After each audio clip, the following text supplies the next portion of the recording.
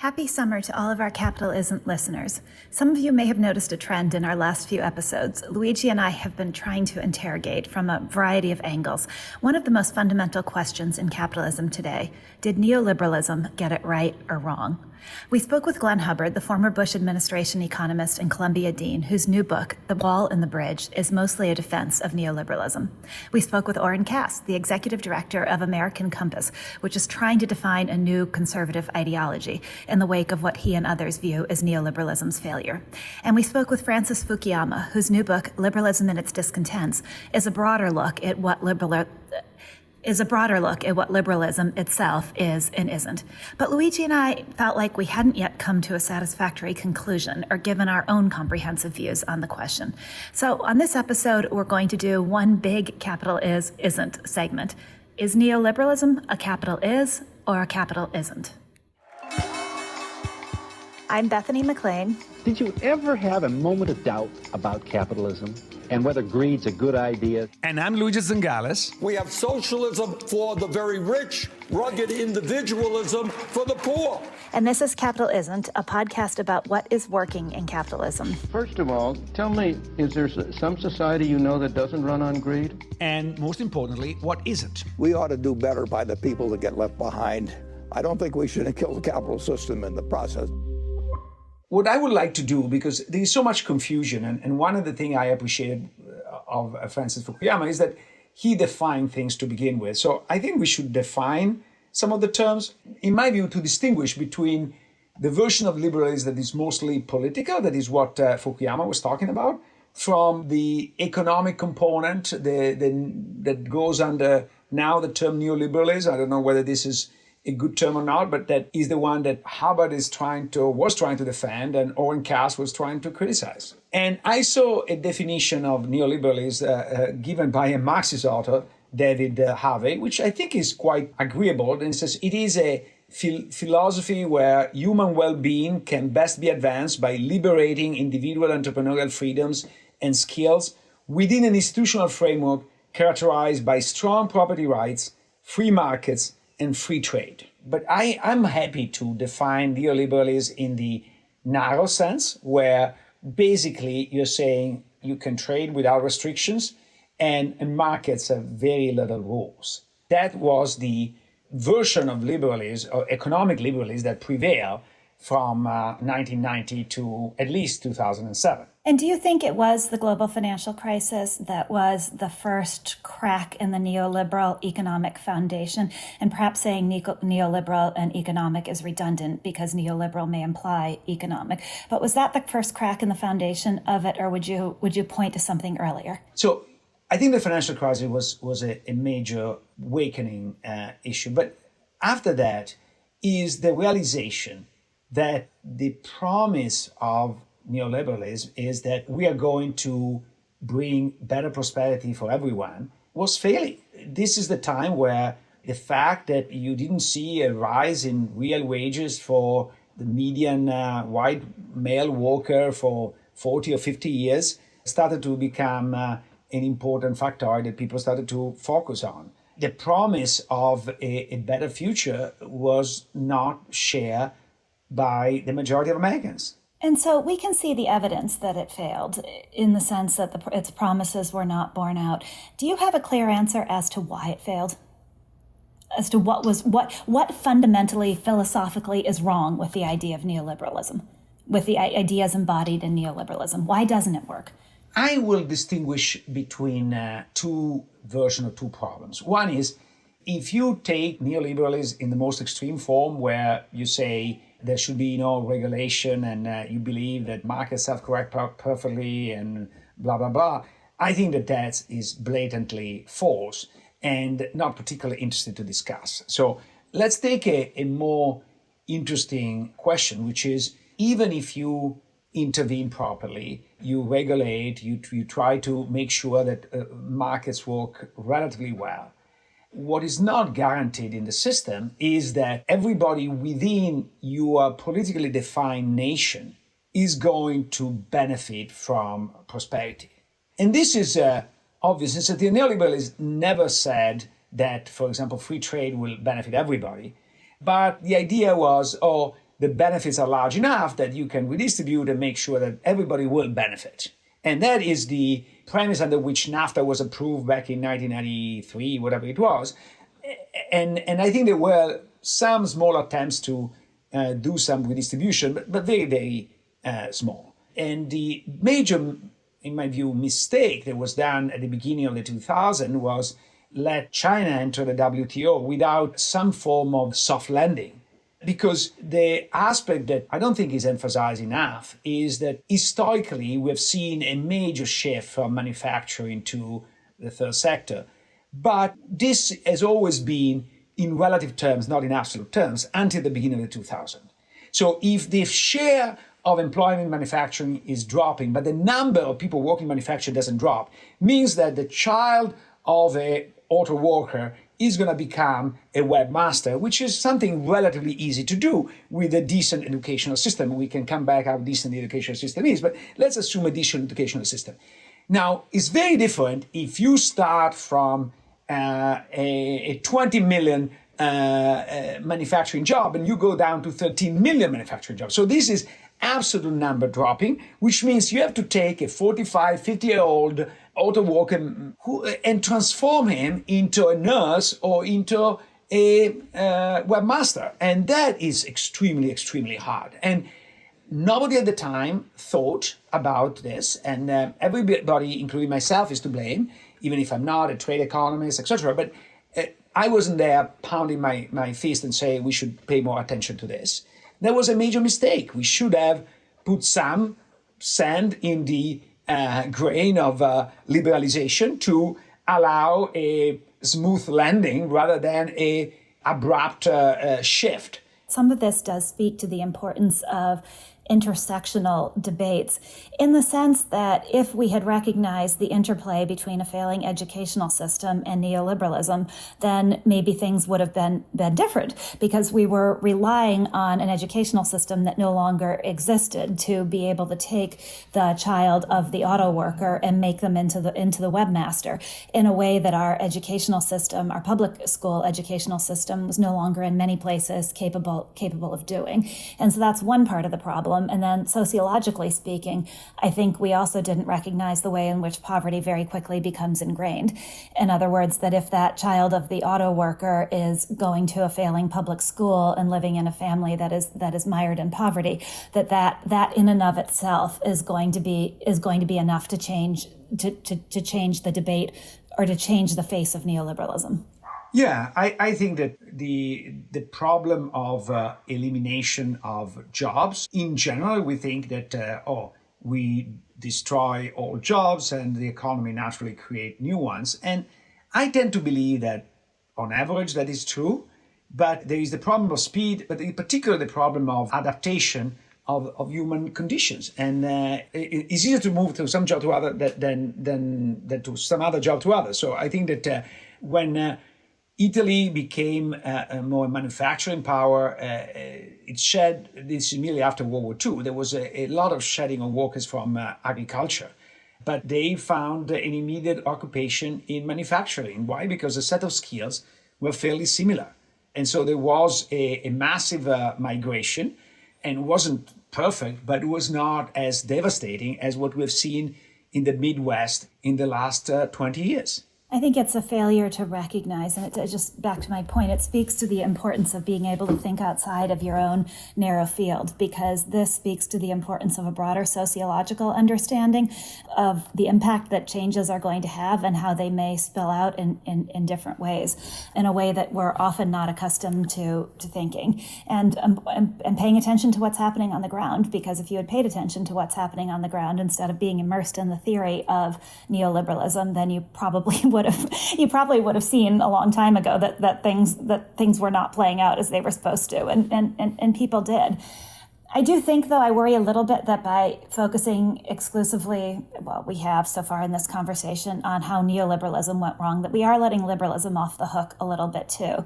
Because one of the things I took away from our conversations about liberalism, particularly Fukuyama's book, is that it the system of ideas as it was were never implemented in the real world.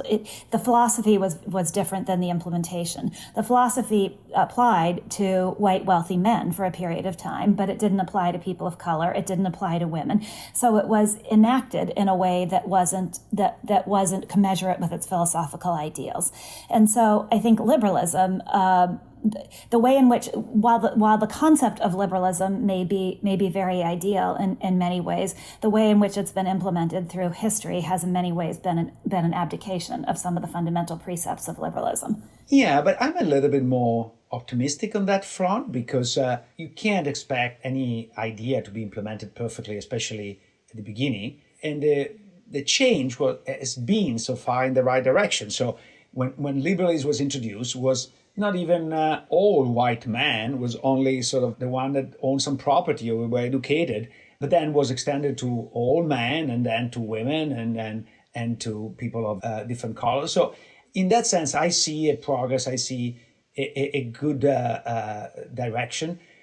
My concern is the fact that liberalism is not able to provide you a sense of nation and belonging. A liberal system needs a nation state to enforce certain rights, but has no theory of nation. And if we really take it seriously, the biggest contradiction, if you take it seriously, then we should have one person, one vote in the entire world, right?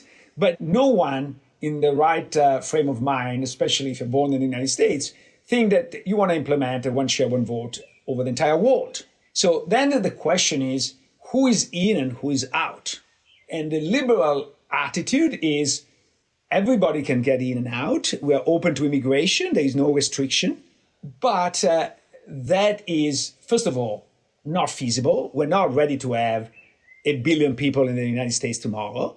But two, if you have free entry, you can't really promise a minimum decent level to your citizens. So either you have a social contract that includes also some safety net, or what it means to be a citizen. But then if you have a social contract that have a safety net, you cannot have free entry, because it will attract everybody in the world. It will make the system not sustainable.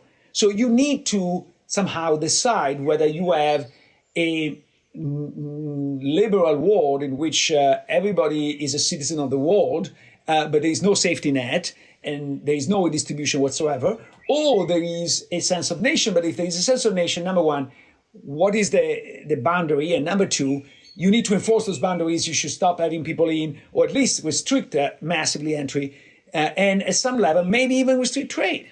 Yeah, it seems to me there's a more fundamental philosophical question underneath what you're asking, which is, does a belief in the kind of liberalism that you're describing require a belief in meritocracy? And if you've started to question whether a true meritocracy can ever exist, can you actually embrace the kind of liberal world order that you're describing? Because if we agree that the grounds of competition are themselves unfair, which some of our critics of meritocracy have, then that pure version of liberalism, even if it were workable, can still never live up to the ideal. But you may disagree with that framing. I'm actually more radical than you say. Even if you don't touch the issue of meritocracy and how fair meritocracy is and equality of starting point, etc.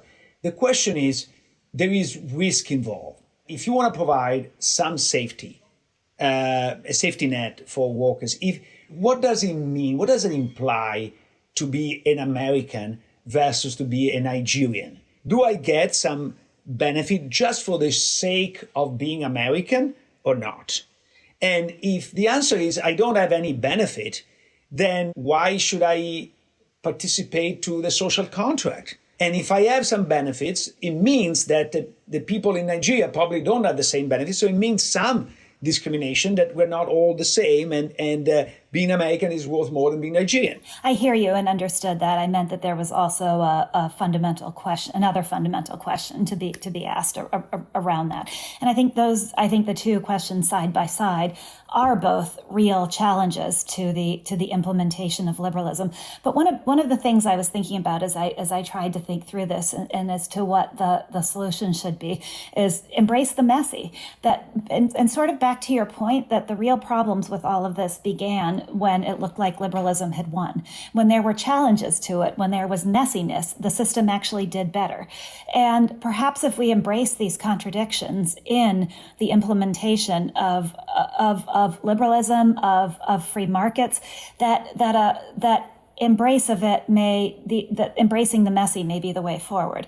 And I was thinking when I looked back, there was a great essay by Martin Wolf, the wonderful FT writer, about what was going wrong in this kind of era of crises. And he had pointed back to 1944 when these two books were published by emigres from Vienna. One, The Road to Serfdom by Hayek, arguing against the incoming tide of socialism, and the other, The Great Transformation, which I didn't know, by Karl Polanyi, basically arguing that this tide of socialism was the inescapable result of the 19th century free market. And that's why I had said that this debate, although the circumstances around it have been very different, but this debate does go back a very long time. What we're living through now it's new in the crises that are bringing us to this point, but it's not, the debate itself is not new. And so I was thinking that the messiness was actually a key to the way forward, that the different ideas, and the idea that you can't live with that pure philosophies are dangerous when you try to enact them, practically speaking. Does that make sense? It does, but I think there is also something else which is quite important, and I think is not fully appreciated, is the period that the French called the 30 Glorieuses, the 30 glorious years that go basically from 45 to 75, has been glorious for Western Europe, not for the rest of the world. To some extent, in the immediate aftermath of World War II, particularly American workers, but even European workers at some level, were in a particular privileged position. Not only they emerge as the winner of the war, they have a superior technology, but also the only places where you could do business safely was basically the United States and maybe a couple of countries in Western Europe. But not even, in this is my own country, Italy, was at risk of becoming a communist country. And so was France. So many people were afraid of doing massive investment in those countries. And so you were in a moment in which you have a superior technology, a superior organizational form, and a workforce that was massively more educated than the rest of the world. The United States pioneered high school mandatory schooling in the early part of the 20th century. So by 1945, if I remember correctly, that like 43% of the workforce with high school, when in Italy there was still a significant fraction of the population that was illiterate, not to mention the rest of the world. So you had this convergence of factors that made educated American workers a scarce factor that was earning a rent. And that rent is basically what created the middle class, what created the success of the 40s and 50s and 60s. And what happened afterward is that the rest of the world caught up.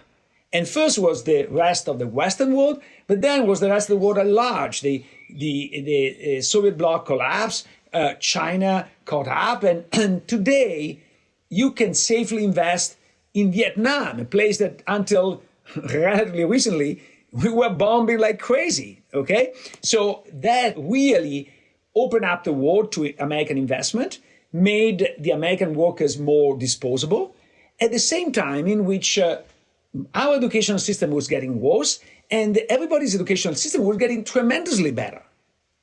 Again, China in 1945 was massively illiterate. China today has, on average, of education, at least basic education, which is probably better than the United States.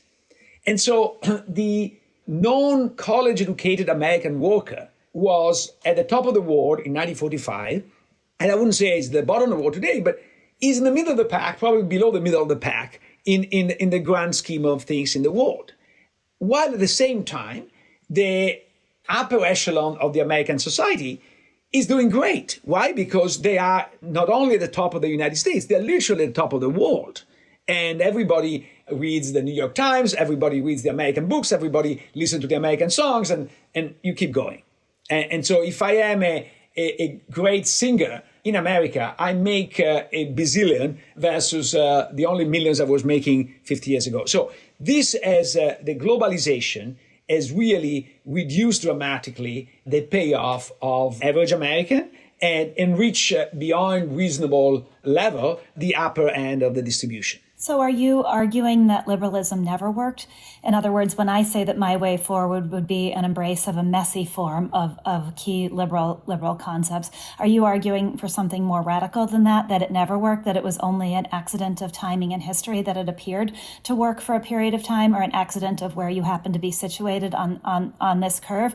Or are you not arguing that? Or are you arguing that perhaps this crisis in liberalism, in neoliberalism, is from the perspective of the American worker, and that if we looked someplace else, like China, like India, we might see something else, and so that perhaps our idea of a crisis is also rooted in time and perspective? Something in between, probably. So from the perspective of these developing countries, the last 40 years have been great. The problem is not been great for the entire nations of the United States. There have not been enough redistribution to make everybody better off. And so what is colliding, in my view, is a global system without boundaries with electoral system or a nation state with very clear boundaries. This is what Danny Roderick, an economist, claimed that is the trilemma, that you cannot have at the same time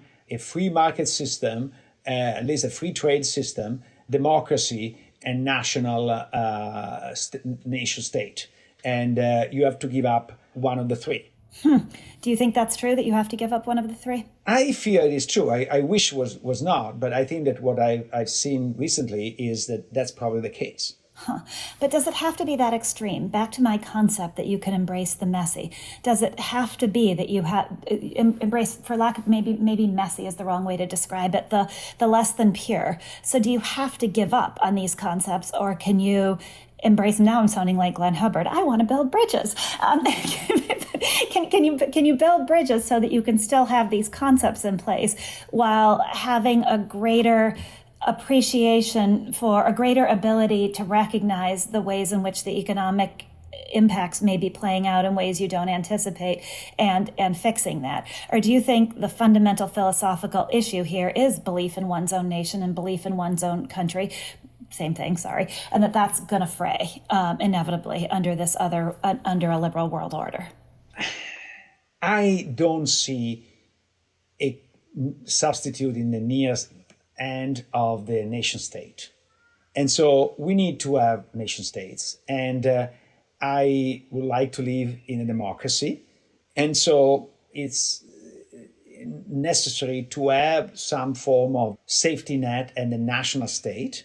And I think that having complete free capital and labor movement and trade really undermines the ability to have these national policies, and then that really puts at risk the democratic system. So I would like to have all three, but if I have to give up some, I will give up to the total free mobility of goods and capital. But then we have to distinguish between what a country can do with redistribution inside itself versus what a country might want to do on the notion of free trade with other countries. Because then it does seem to me that if you really restrict free trade with other countries and have tariffs in place and penalize other countries, that you are creating an unsafer world, and making an unsafer world in the end is the most damaging thing you can possibly do. So maybe that does argue then for a policy of redistribution within one's own country, rather than a policy of trying to close national borders.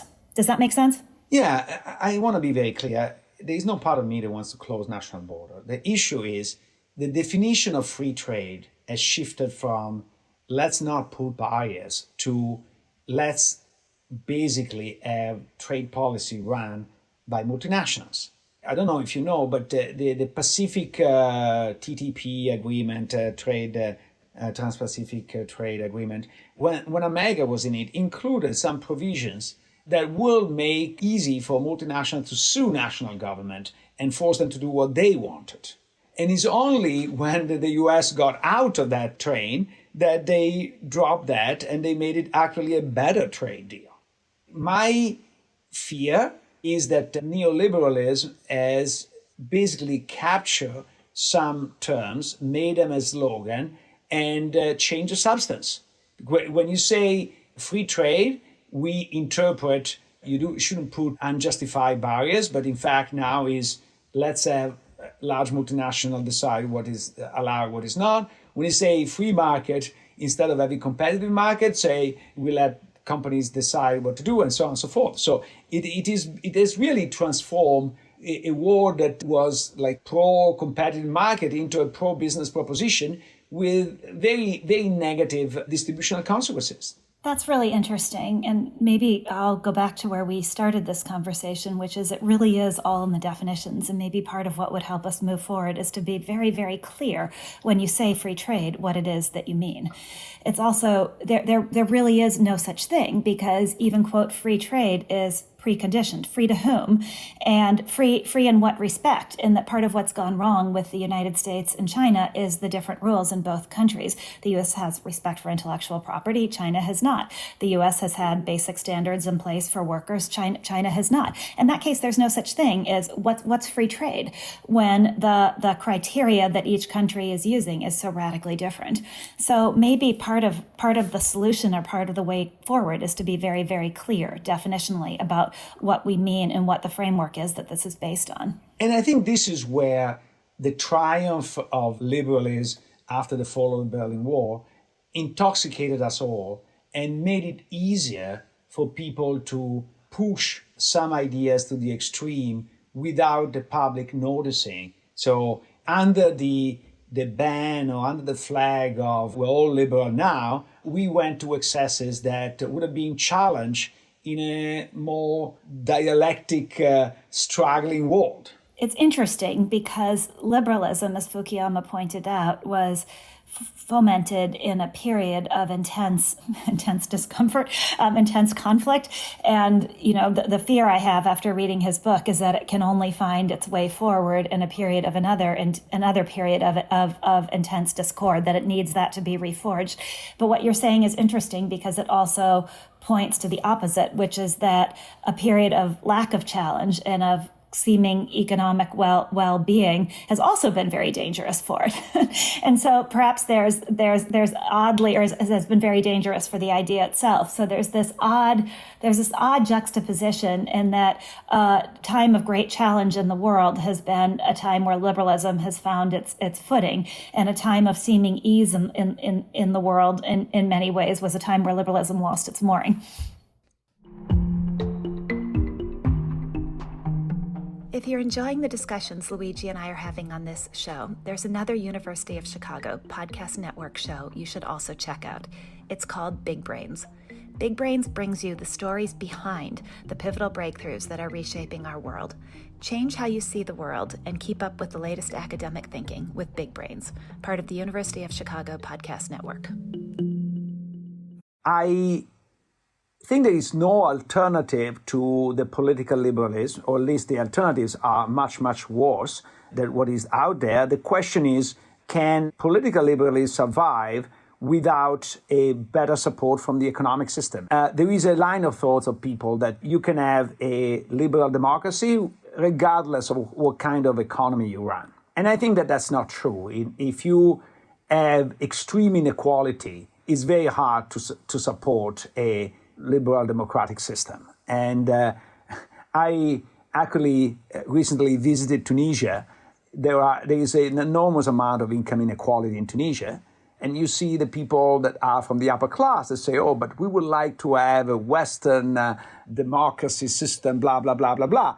But then they don't want to pay taxes to support this Western democracy system. So you can't have the peace and tranquility of Germany or Sweden and the income inequality of Brazil. And the United States is the best example. I always joke that it takes a Latin American economy to have a Latin American president. And I think that most Americans thought that in Latin America, they had Latin American president just because they were from Latin America. That's not true. The moment you have the same level of inequality, you end up having the same quality of presidents.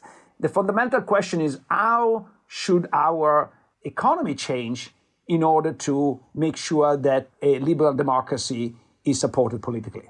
But that's the extent of the irony, the extent to which neoliberalism has undermined the fundamental tenets of liberalism, that one doesn't translate to the other, that in order to create liberation for all people, which is the most fundamental tenet of liberalism, that you need an economic system that is more inclusive and that offers support to a broad range of people so that you can really liberate everybody. Often the practical realities have been the opposite of that a system meant to liberate everyone has actually been based on the enslavement at times of some, and then the economic servitude in modern times of another set of people.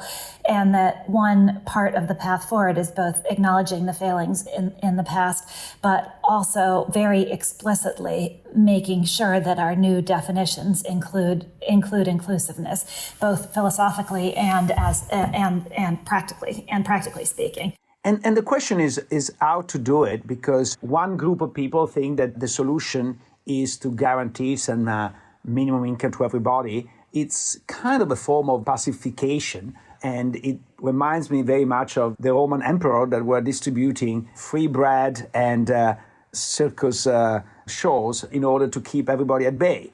What we need is to guarantee everybody a real shot at the American dream. Otherwise, you don't feel you belong. I think that that's really the problem. And we are moving more and more in a direction where these chances are so small that people don't want to play the game. I like my father, who will hopefully listen to this episode, will like the fact that you invoked Rome, because he thinks that nothing is new under the sun, and that we are slowly, maybe not so slowly anymore, but inevitably following the course of Rome. And that's a really interesting analogy as well. I've always been, this is kind of an aside, I've always been a little bit suspicious of the idea of universal basic income, because a lot of the supporters come out of Silicon Valley. And of course, I think in my conspiracy-oriented little brain that they would like nothing more than to have a giant swath of the population with nothing but time on their hands and disposable income to spend glued in front of their devices. I could write a good dystopic fantasy novel based on that. But yes, I think, though, I'm not sure this gets us any closer to an answer, in that giving everyone a really legitimate shot at the American dream is a really fraught and difficult proposition in and of itself. And how you do that, the question of how you do that, opens up a whole nother can of proverbial worms. Yeah, but the other thing that really the discussion with you made me realize is that if we have a system with all the formal rules in place, that are all these formal rules, let's say, unbiased, de facto that system will be massively biased in favor of the more wealthy.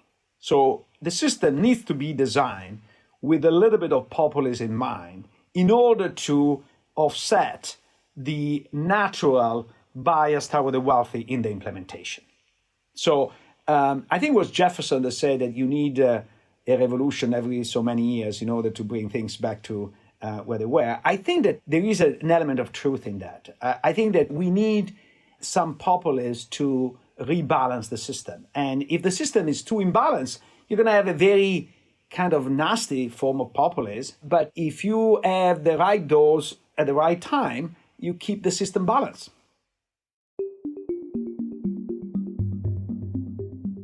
What the conversation with you led me to think is that we do need to rethink liberalism at the foundation. In a sense, neoliberalism is a refreshing of all liberalism without a rethinking. And that's what I think is unsustainable today. But a rethinking of what are the trade-offs, what are the choices, but in the framework of individual freedom and limiting the excess of governments, but also limiting the excess of private power. And I think you know that there is a tradition, in a continental European tradition, is called ordo liberalism, that see markets as a creation of a legal infrastructure. So you need rules to create markets. So they're very keen on antitrust, for example, and they're very keen on protecting against private power. One of the big mistakes, in my view, of neoliberalism is that it has really attacked the state and vilified the state to the extreme and idealize the private sector to the extreme. And while I'm the last one to be enamored of the state capacity is essential for the working of any government. And we've seen during the pandemic how important that is. And two, private power, especially when it becomes a private monopoly, is even worse than a public monopoly. In those situations, you need the power of the state to fight the excessive power of the private sector. Yeah, I guess that's another example of what I would call the messiness that you do, the key idea ingrained, as we've said on different podcasts, but the key idea ingrained in the American Constitution, that you need conflict between powers, and you need a conflict between the state and private enterprise. You need both to be powerful so that they can offset each other's weaknesses. And that if you have the absolute power of government, that corrupts absolutely. If you have the absolute power of private business, that corrupts absolutely. And in recent decades, we've been tending toward the absolute power of private business, and that corrupts. And so I think maybe one of the things we're striving toward is what's the right balance. And a lot of our conversations have gotten at this in an oblique way, but what's the right balance between the government and private business? And how do you ensure that balance is not only right to begin with, but remains right going forward? And so the issue is, how do you safeguard the balance? I think it's a dynamic process. I don't think that you can set rules in place that will work all the time. You need to have the fluctuation of a democratic endorsement. I think that this is where democracy is very important, because when the majority of people feel that the pendulum has swung too much in one direction, they're going to help bring it to the center and vice versa. I am of the view that in the 70s, the pendulum must have gone too much and might have gone too much in the direction of centralization, regulation, etc. But certainly now has gone too much in the opposite direction, and we need to try to bring it to the center. I also think that there needs to be more recognition of how theories are working in practice. And I think that's not appealing to many theoreticians, because it's much more appealing to lay out the theory and then not look at the real world evidence of how the theory is playing out. And I think if we had more focus on this, then we would have realized, and some people did, but we would have realized a long time ago, been forced to realize, that neoliberalism wasn't working in the ways that its adherents had said that it was. And I think it's human nature to want your philosophy to be right, and then not to want to brook any interference with the purity of your philosophical ideal. But the reality is that charting a good way forward requires an intersection between philosophy and reality. Or the way I've thought about this in business terms is that we tend to celebrate visionaries and not give that much credit to those who can execute. And in reality, the world depends on those who can execute, the practical implementation of the idea. And that's, I think, what we need more focus on as we think about the systems that we live by, is what's the vision, but then also what's the practical implementation of that idea, and how is the practical implementation of that idea backing up the vision, and how is it saying, this vision maybe isn't all it was cracked up to be. Speaking of new philosophical ideas, we heard relatively little in terms of new. One idea that was new and interesting is the Owen Cass idea to basically value labor more, factor that into our policy analysis. However, when I push him to deliver some policy implication that did not regard China, and it was clear that he hated China, wanted to be a war with China. But let's take China out of the picture for a moment. What were the big policy ideas outside of China? Is that to ignore the environment? Was that the message? I didn't get a lot. I think everybody struggles. I mean, I'm a journalist, so what I excel at is diagnosing the problem and telling you why it all went wrong. I think a lot of people struggle with, then what precisely do you do to make it better in the future? So I want to knock some of our guests for not having more clarity on what you do to make it better in the future, but I recognize that I myself don't either.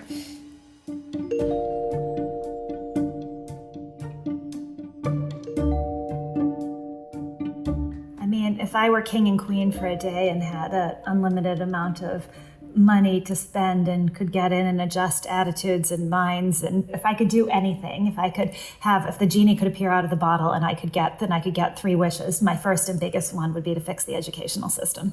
Actually, I don't disagree that this is long-term is the solution, but I think we're not going to get there unless we change our democracy, and we're not going to change our democracy unless we change the system of financing. What has changed dramatically over the years in the United States has been the influence of money in politics. That's the reason why the interest of a lot of ordinary people is completely ignored, because they don't count. If you think about all the Republicans that were anti-free trade, and until Trump, they never got represented by anybody. Why? Because the people with the money were deciding who was the more viable candidate. And if you express any opinion anti-free trade, you will not go to the second round. So it was like a necessity to be pro-free trade. And I'm not saying that being pro-free trade is bad. I'm just saying that this is an example of the distortion. If we don't fix those distortions, I don't think we can fix anything else, including education. Because honestly, one of the big problems with education is the way it is financed. And if we don't have a better voting system, we're not going to fix that either. So speaking of financing things, I guess if I could start with it's not necessarily smaller, but perhaps a less grand goal than fixing education. And this is more of a question than it is solution, is to rethink the role of debt in our economy, because my bias is to believe that the growth in consumer credit has also exacerbated inequality, even though the promise has always been the opposite, that the extension of credit will enable those at the lower end of the socioeconomic spectrum to catch up, and God forbid you do anything to interfere with people's access to credit. But I often think, as it was in the financial crisis, that that's a deceptive way of selling people credit they can't afford, and further marginalizing people. And I think we should do some episodes on the role of debt in our society, and where its promise has been fulfilled, and where it has actually just been a means of economic subjugation. So I think that what we should do is launch this idea that we should have a new liberalism as different from the neoliberalism. What would you call it? I don't think we can call it new liberalism. How about Bethany Luigi liberalism? I don't think they will catch on. I have a suspicion that maybe if you say Bethany liberalism sounds better, but the Luigi component sounds too much like a pizza place.